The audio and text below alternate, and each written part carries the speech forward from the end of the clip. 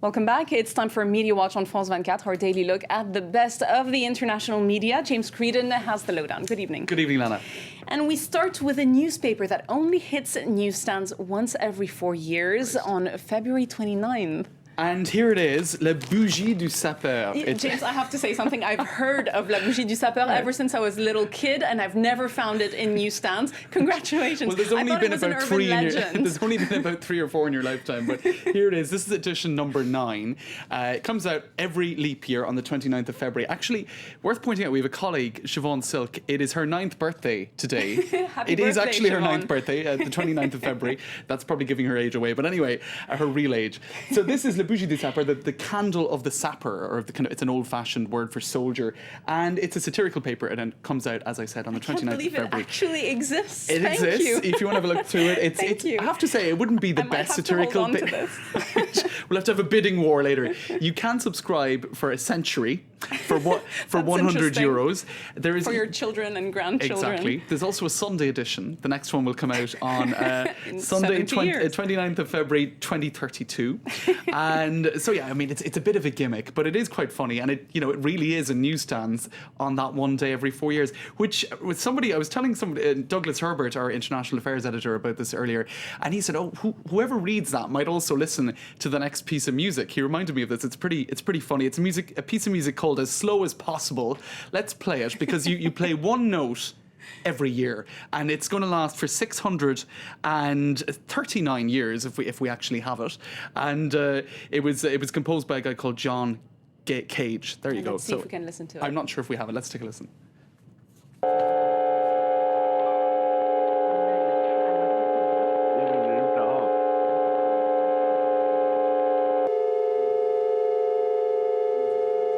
People who like that piece, that musical composition, also read La Bougie du Sapeur, all right? People who like to slow down time. Exactly. Next, we know social media is taking on an ever greater role in election campaigns, but television still remains an important factor, a big factor influencing people's votes. That's right. Now, this is we're going to take a look at a piece by Christophe Piard. He's a pollster and a professor at Sciences Po here in Paris. Now, he wrote an article in today's Libération about the continuing massive influence that television has on people's voting habits. He calls it the media of mass persuasion. Now, I suppose it's interesting to look at this because non-stop at the moment we hear people talking about how social media is the new tool for politicians to sort of get their message out there, how they have to master this new media. Well, for him, he's saying, look, television is still that's exactly it. And he points out that the thing with television is it's all about pictures. A picture can either make or break your campaign, regardless of what your policies are. And there are a number of examples. For example, François Bayrou, he was a centrist candidate in the last number of presidential elections. In 2002, there was a famous moment where he smacked a child in the face. I remember that. Now, you would expect, let's roll those pictures, you would expect that to be very damaging for a politician. Let's just take a listen and see what happened. So, just to actually explain what's happening here, somebody tried to pickpocket him, he caught the kid, and gave him a slap in the face. I think we might have missed the actual slap there, but he told him, look, you were putting your hand in my pocket. I saw what you were doing. Now, it gave him an image of a sort of an authority figure, a moral figure, and he actually got a boost in the polls as a result of that. Did he really? That was quite controversial. I mean, I would have expected it to have the opposite effect, but I suppose what it does show is that whether it be positive or negative, it affects how people view somebody. So it's pictures speak 1,000 words, I suppose, and they can take precedence over actual policy. So TV still rules when it comes to elections. I'm sure everyone here will be happy to learn that.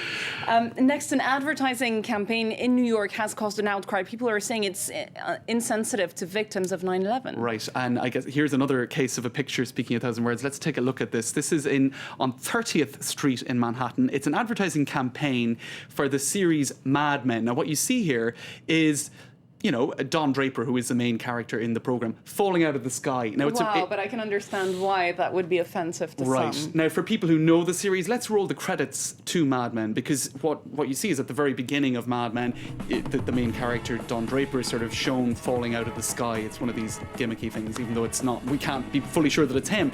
Now, if you know the series, there's an in-joke and you get it, and you know that it's going to the series 5 is starting on the 25th of March. If we go back to the computer for a sec, you can see the advertisement on the side of a phone box with March 25th on the bottom. So for people who know about it, okay, They'll get what it is. Right, but if it's on the side of a building, It's in still- particular a skyscraper, it reminds people of 9/11. That's the thing, And especially those horrible pictures we saw then that's right. of people jumping out of And the towers. Whereas it might seem a little bit perhaps exaggerated outside of New York, a lot of people in New York did know people who were involved in that, and they are sensitive to it. It reminds us also of this picture, Lana. This was in December. It was a project for two towers in Seoul in South Korea with this sort of a bridge between the two that resembles a cloud. Also raises bad memories for people. Yes, I have to say. So Yeah. I suppose you could say some people may be being overly sensitive, others pointing out that this could also be a marketing technique to get people to talk about it, so it has the viral No video bad effect. publicity, I guess. But, perhaps the bottom line is a little bit tasteless, if it's intended.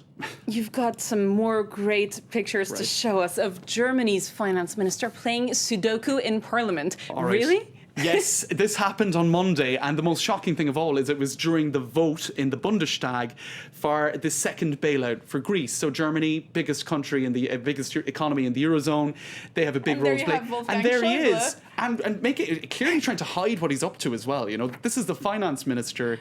Bailout for Greece, and here Merkel gets up, completely oblivious to the fact that her finance minister is totally elsewhere.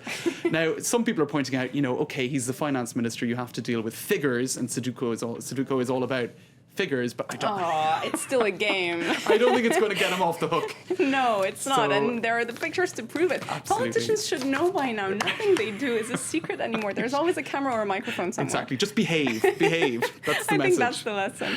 James Creedon, thanks for Sarah. being with us, and thanks for this lesson. That was Media Watch on France 24.